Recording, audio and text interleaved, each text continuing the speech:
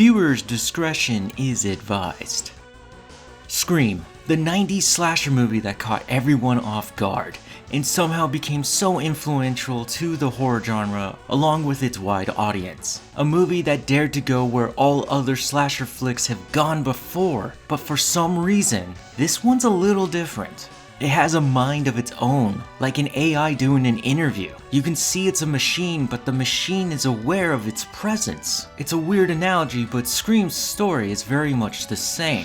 In the 90s, horror filmmaker Wes Craven was struggling to gain the attention he once got from Nightmare on Elm Street, or a personal favorite, The People Under the Stairs. Wes was wondering how to put his career back on track when this script was floated by him, and he accepted it. For the people of the 90s, history was being rewritten, or at least they thought. Don't you blame the movies!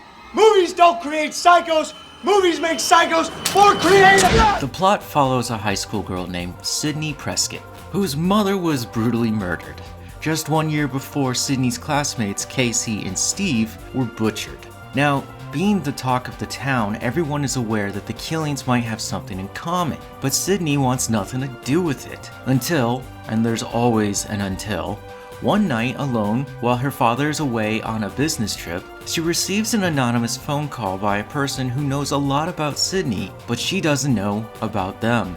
In fact, she mistakes it for her boy Billy Loomis. But that isn't quite so right. Before a masked person commonly known as Ghostface Killer, wielding a knife, attacks Sydney in her own home before Billy actually shows up. Sydney embraces Billy for relief when a cellular device falls from his pocket. Look, it is technically a cell phone, but I mean, look at that thing, it's just a brick. This device drop makes Sydney believe that Billy is the Ghostface Killer, and has the police arrest him. Billy spends the night in the slammer? I think that's what they would have called it back in the 20th century. Anyways, Sydney and her friend Tatum, and her brother Deputy Dewey, attempt to escape through the back of the police station to avoid any press before they are confronted by Courtney Cox's character, Gale Weathers, an uptight, snooty reporter, who put Sydney back into a dark place 1 year ago when her mother was murdered. Deputy Dewey is tasked with protection after the events of what happened during school hours, and Sydney struggles to find any normality within her high school life until, I said it again, the Ghostface Killer returns to finish the job.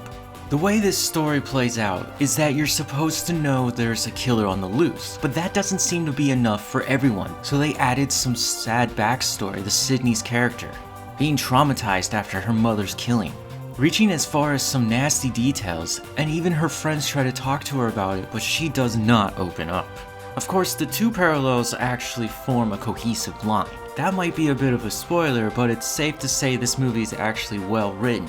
Kinda. But the major damage is the lack of good acting. I don't approach horror films like they're all Academy Award winners, but you've got to have a solid story and someone strong enough to carry it. Category, movie trivia, or even give you a warm-up question. Don't do this, I can't. Name. I will start with the now considered classic opening about Casey, who's played by a very young Drew Barrymore. As Casey is getting ready for a stay-at-home movie night with her boyfriend Steve, Casey too also receives a mysterious phone call from Ghostface Killer. Yet the killer isn't established yet. That's the point of the scene. Casey thinks it's a fun prank and leans in a little too hard into this unknown assailant, who begins by asking her ordinary questions about her life, like, do you have a boyfriend? And being playful, Casey says, no. What are you doing? Making popcorn to eat while I watch a scary movie. It becomes a questionnaire about scary movies. And that's when the conversation turns south rather quickly, and Casey is frightened when she realizes that her boyfriend is tied up on her patio. This game, if you will last a little too long. I didn't want to know this, but Drew Barrymore has one ugly, sad facial expression that she can use for this scene, and it just keeps going. Finally, Ghostface turns out the light on Steve and then turns it back on to reveal that he is brutally gutted. This freaks out Casey and she tries to run. That's when Ghostface chases her down and stabs her to death, while her parents, Casey's parents, are now coming back from wherever they were going to. I don't know, it's really inconsequential. What's important is that her mom finds her dead body. This intro takes about 13 minutes before we are shown Sydney. Now, the length might be a personal problem on my end, but it does effectively establish Ghostface Killer and his capabilities. into not just murder, but being eerily nearby. And they are usually so close that they have a touch of information that might seem personable. And they call you on your landline. Like, which wouldn't be a problem today. Like when Casey lies about Steve, her boyfriend, Ghostface Killer caught her in the act, and when she figuratively tripped, the killer was aware the whole time. What I think makes this intro super unique is that it's the first time since the 80s slashers were actually updated. Ghostface Killer has a cell phone. There's another bizarre thing about Casey and Sydney living very far away from town. And second, Ghostface isn't supernatural like Freddy Krueger or Jason Voorhees. He's a guy wearing a costume hunting children. Some would think that this is a step too far because of the realness of the perpetrator. Ghostface could actually get you, it's not a dream.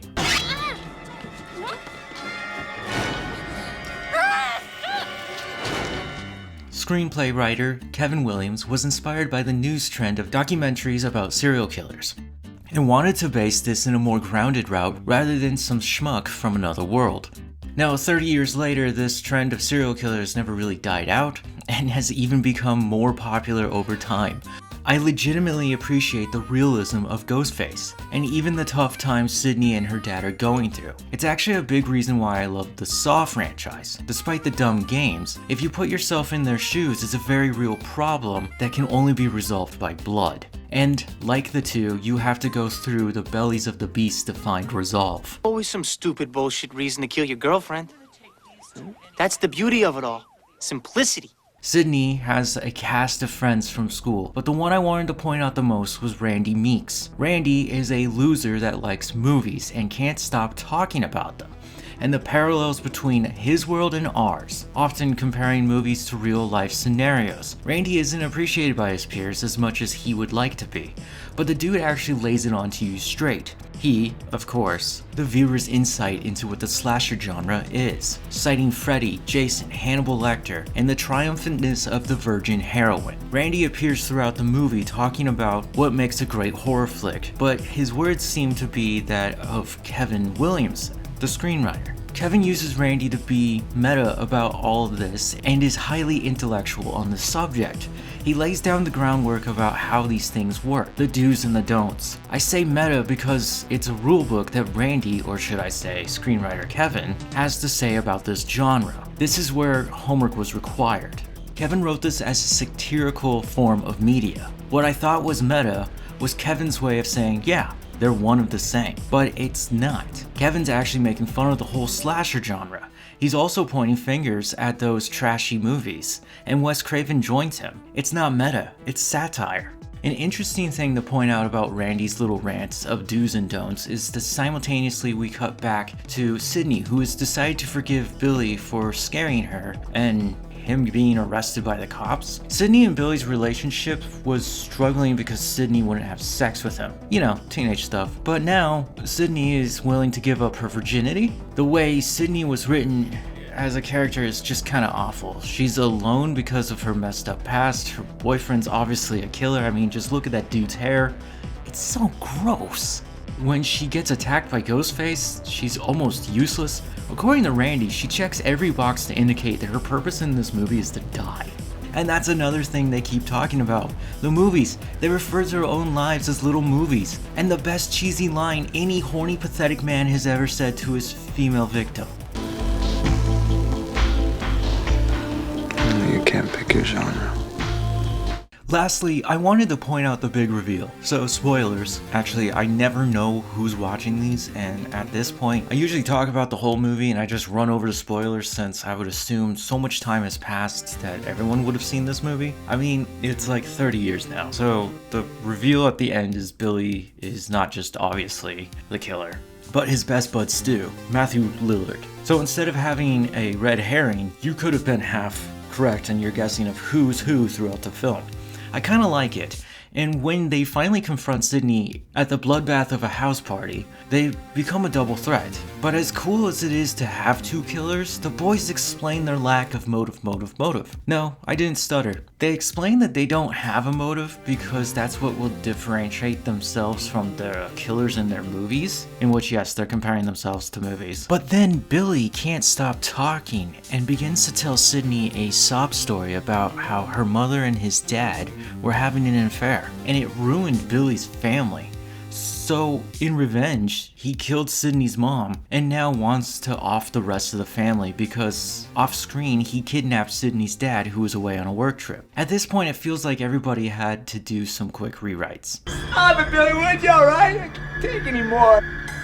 I'm feeling a little woozy here. Okay, Scream is a lovely 4 out of 5 from me. It's right down the middle of the road, just veering a bit right, like a nice vanilla ice cream cone on a warm winter day. This film commits the most famous sins of all, casting adults to play high schoolers. Or maybe that was intended since it's clearly inspired by the classic 80s, and it's satirical. And when I read that Wes had to do some major re-edits, because the original cut was far too gruesome to get an R rating that the studio wanted, it kind of got me interested because I wouldn't have minded this movie being a little more violent. There's only like 2 gunshots and a whole bunch of quick edits of stabbings.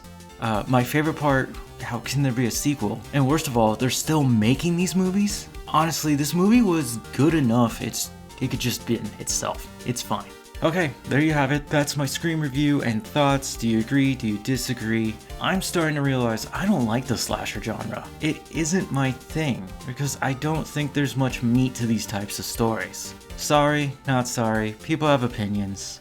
Thank you for watching. Bye.